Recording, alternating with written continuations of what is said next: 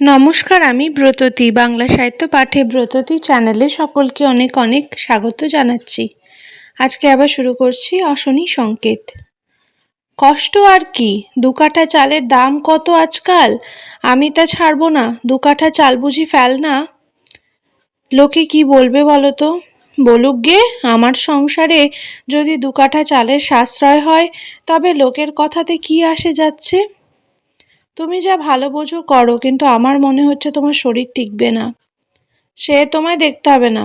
তারপর অনঙ্গ বউ হঠাৎ খিলখিল করে হেসে উঠে ঘাড় দুলিয়ে দুলিয়ে বললে, তোমায় ঠকিয়েছি গো, ঠকিয়েছি। গঙ্গাচরণ বিস্ময়ের সুরে বললে, কি ঠকিয়েছ? ঠকিয়েছি মানে চোখে ধুলো দিয়েছি। কেন? কতদিন আগে থেকে আমি ধান ভানছি। সত্যি? সত্যি গো, সত্যি। নইলে চালের হিসেব নিয়ে দেখো, 2 কাঠা চাল তো হাট থেকে কিনেছিলে। কতদিন খেলে মনে নেই? আমায় না জানিয়ে কেন অমন করছো তুমি? ছি ছি, কাদের ধান ভানো? হরি কাপালিদের, শ্যাম বিশ্বাসদের। ককাঠা চালের জন্য কেন কষ্ট করা? ওতে মান থাকে না। ব্রাহ্মণের মেয়ে হয়ে কাপালিদের ধান ভানা? লোকে জানলে কি বলবে বলো তো? এত ছোট নজর তোমার হলো কেমন করে তাই ভাবছি।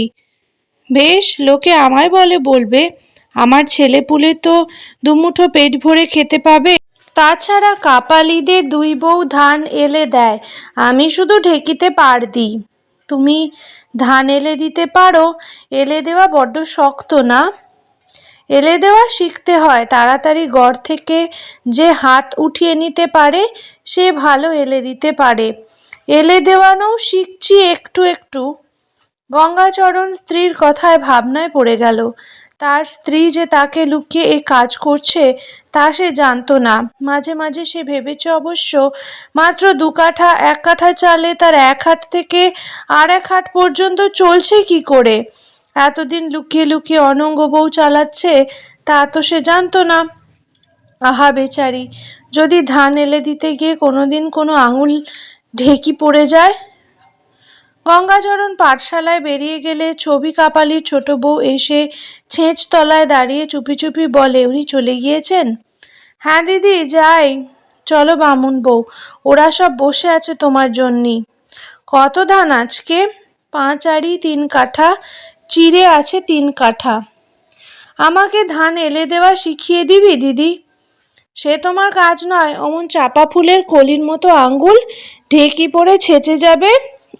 তার দায়িক আমি হব বুঝি বামুন বউ?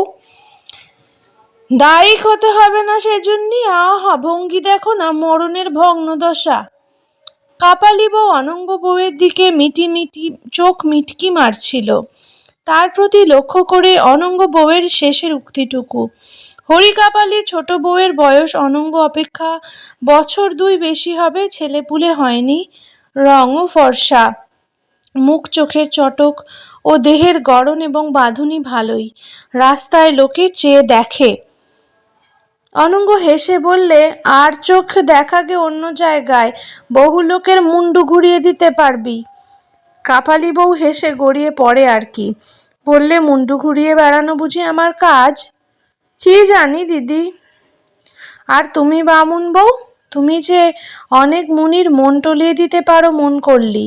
আমরা তো তোমার পায়ের নখের যোগ্যী নই।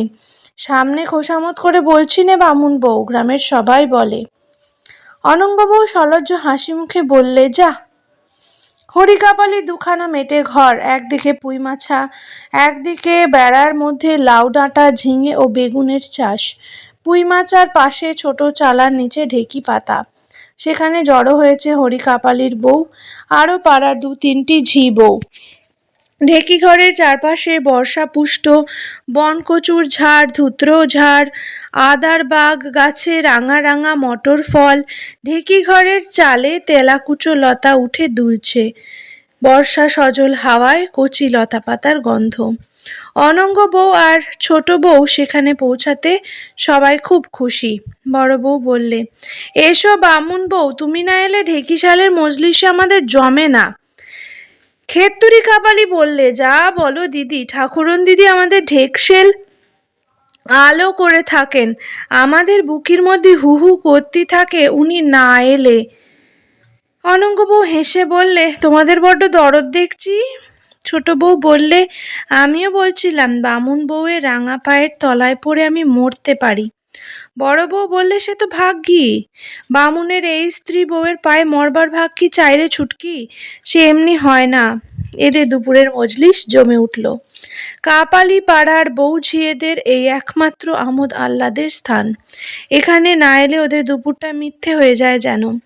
পাড়া গায়ে গৃহস্থ ঘরের মেয়ে দুপুরে এদের দিবানিদ্রার অভ্যেস নেই, সময়ও পায় না। ধান ভানা চিড়ে কোঠাতে অবসর সময় কেটে যায়, ওর মধ্যে এদের আড্ডা গল্প গুজব যা কিছু। অনঙ্গ বউ বললে, বড় বউ ধান কাদের? কাল উনি কোত্থেকে কত কষ্টে 5 কাঠা ধান এনেলেন, কিন্তু শুনছি ধান নাকি সব গভর্নমেন্ট নিয়ে যাচ্ছে। কে বললে?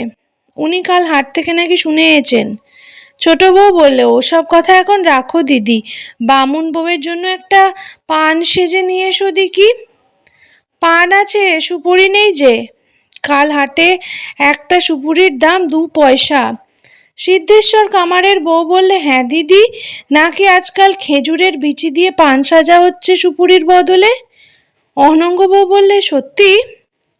কামার বউ বললে, সত্যি মিথ্যে জানি নে ঠাকুরন দিদি, মিথ্যে কথা বলে শেষকালে বামুনের কাছে নরকে পচে মরব, কানে যা শুনেছি বললাম। কথা শেষে সে হাতের একরকম ভঙ্গি করে মৃদু হাসল। এই ঢেকিশালের মজলিসে অনঙ্গ বউয়ের পরে দেখতে ভালো হরি কাপালির ছোট বউ, তারপরে এই কামার বউ। এর বয়স আরও কম ছোট বউয়ের চেয়েও, রঙও আরও একটু ফর্সা, তবে ছোট বউয়ের মুখশ্রী এর চেয়ে ভালো। কামার বউ সম্বন্ধে গ্রামে একটু বদনাম আছে, সে অনেক ছেলে ছোকরার মুন্ডু ঘুরিয়ে দেওয়ার জন্য দায়ী, অনেককে প্রশ্রয়ও দেয়, কিন্তু ছোট বউ সম্বন্ধে সে কথা কেউ বলতে পারে না। অনঙ্গ বউ বললে, পোড়া কপাল পান খাওয়ার, খেজুরের বিচি দিয়ে পান খেতে যাচ্ছি নে। খেতুরি কাপালি শুনে হেসে খুন হয় আর কি।